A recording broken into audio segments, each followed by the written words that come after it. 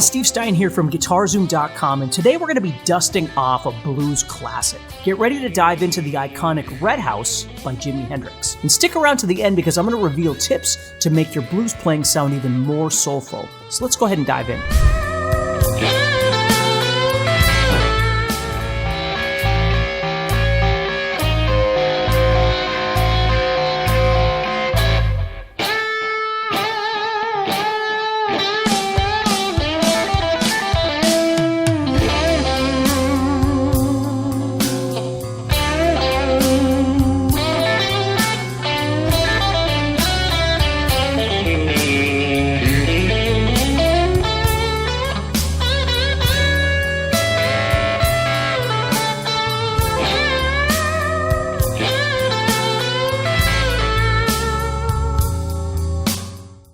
All right, so a perfect opportunity to look at some hybrid scale major and minor mix is the song Red House by Jimi Hendrix. And so what I'm going to do here is show you how to play that in the key of A, okay?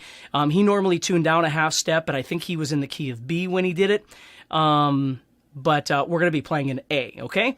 So that way we're putting it into a key that's pretty common for us to play in. So what we're going to do here is we're going to start off by going up to, we're going to play on the first string, the 9th fret, the second string, the 8th fret, and the third string, the 9th fret, okay? So we're making a little 7th shape right there.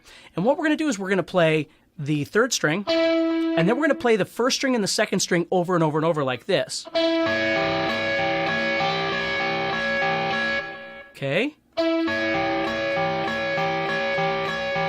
if you want to add a little bit of a shake, it sounds pretty cool. A little vibrato in there. And then you're going to move down 1 fret. So you're on 8 and 7, and you're going to do the same thing. And then you just move back up 1 fret, and you strum all 3 of them.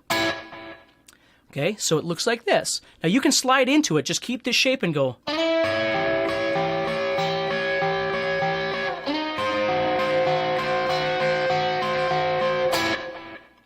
That's the beginning. Then what he does is he moves right into the A minor pentatonic position, and he's going to go. Okay, so you strum that, or you pluck that 8th fret 3 times. And the second time's got more of a vibrato on it, but again, listen to the song and kind of decide the nuances that you want to add. And then you're going to go. So you bend it up and bring it down, bend it up, bring it down. Okay, so you have. And then you're going to do this lick. And that's where you can start seeing the major and minor mix, okay? So we're doing a bend on the 7th fret of the 3rd string. Then we're going to play 5, 5. Traditional kind of Chuck Berry lick there. Then we're going to play 8, 5 on the 2nd string and 7, 5 on the 1st string. So he's doing a 7, 5. See how he's switching those around, where before I was showing you to use 7, 5, 7, or excuse me, 5, 7, 5, 8. Well, he's using the opposite, which sounds great, right? So he's going. Okay, so that's your next lick. And then you're going to do this. And then again. Okay, so you do that twice. Now again, if you decide that you're hearing some things differently in the solo than what I'm doing, it's okay. Add in whatever you're feeling, whatever you're hearing. And then we're going to go. So right there, what we're going to do is 7, 5, 5, just like before, and then that 8, but we're going to stop on the 8. And then we're just going to go to the 5th fret of the 1st string, and then stop. So we have. Okay, and then we move on to the next lick. So let me show you what you got so far.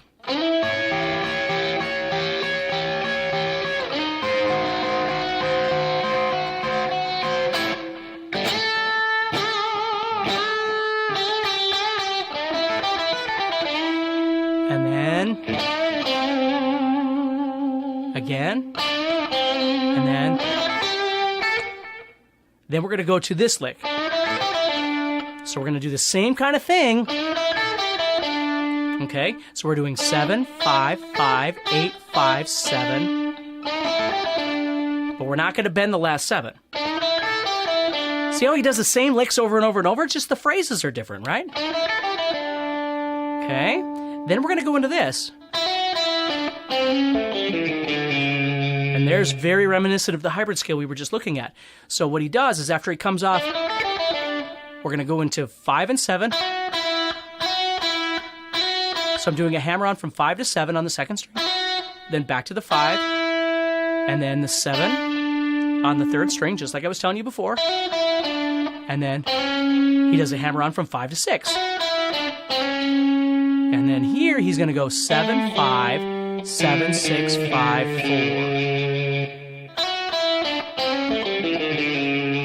And I'm sliding back into that one.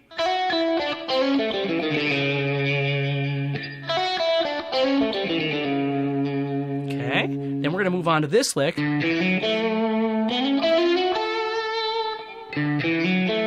So right there, what we're going to do is we're going to go to the 10th fret of the 6th string with our pinky. You could have did it right there. I just play my 10th fret of the 6th string here. And I do a hammer-on from 7 to 9. And then I go to my 7. Okay. Then I'm going to slide up into the 11th fret of the 4th string. And then I'm going to play 9, 10, 11. And then 10 of the 2nd string. So it looks like this. See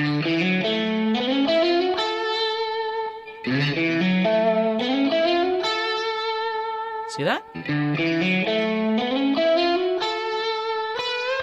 then we're going to end it with a 12 bend. Just a little blues bend there. Just like that. Okay? So again, don't get frustrated. I just want to show you this whole thing, and then you can break it down. You can learn just 2 parts of it, or 3 parts of it, or 1 part, or the whole darn thing. It's entirely up to you. I just want you to see how it works, because there's a lot of great licks in here. This is Jimi Hendrix, for goodness sake. So we've got the very beginning. Let me go through this again, and if you're doing okay with this, play along with me. Okay, here we go. 1, 2, 3, 4. And we move back 1 fret. Then we go up and strum it. Then.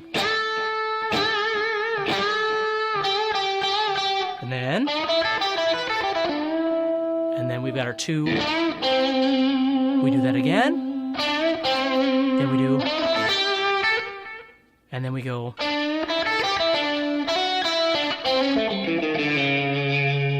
Okay. And then we got this run. Now we've got.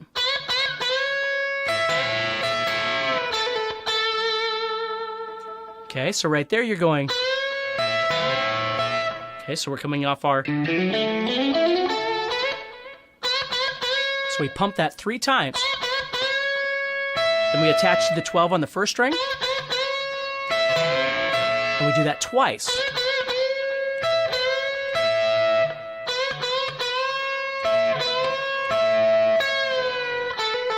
So we bring that down. Do a hammer-on pull-off from 10 to 12. Then we pluck that 10 again. So we have.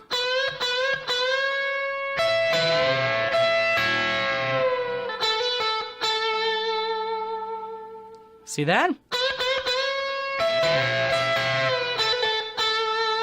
Now we're going to go to the 13th fret. We're going to bend the crap out of this.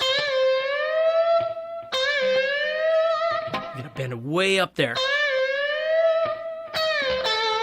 And we're going to bring it back like that. We're going to pump it way up and back down. So we have, so I bend it and then kick it in high gear there. And then I'm going to end with a 12 bend again. So I'm doing 12, 12, bring that 12 back. Okay. Now again, I know that's a lot. And remember, you don't have to learn all this in 5 minutes. You don't have to learn it all in a day, right? If you really like this solo, for instance, and you really want to learn how to play it, you would take it piece by piece. Don't worry about the end until you can play the beginning, right? But you got to listen to it. You got to hear it, okay? So you want to listen to the Jimi Hendrix version or the way I'm playing it, or because I'm pretty close, but you know, I'm not going to sit here and say that my way is exactly the way Jimi Hendrix played it.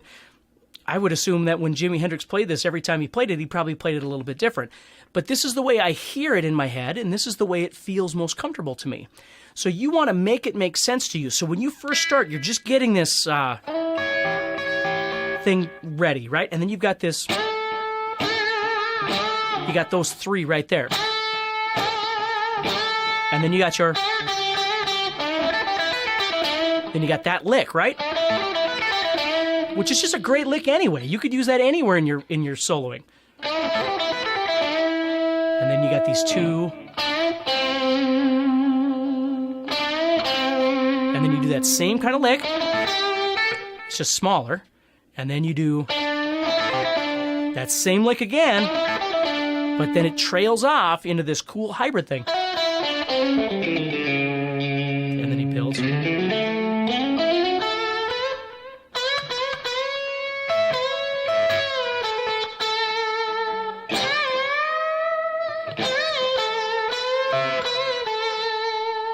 See, it's all about, once you get the basic premise of what you're trying to do, you have to sell the feel. You've got to sell the vibrato. You've got to, excuse me, I got a cold. You got to sell those bends. You know what I mean? Those are the kind of things that you have to try and work on, is trying to make the guitar sing. It's not just a matter of learning the tab or something, but making the guitar sing. If you could make the guitar sing and play the solo a little bit differently than I'm doing, who cares? You know, you've already won, man. That's what it's supposed to be, is you're trying to get the guitar to sound like it's singing. You know, instead of singing from our mouth, we're singing with our hands, right?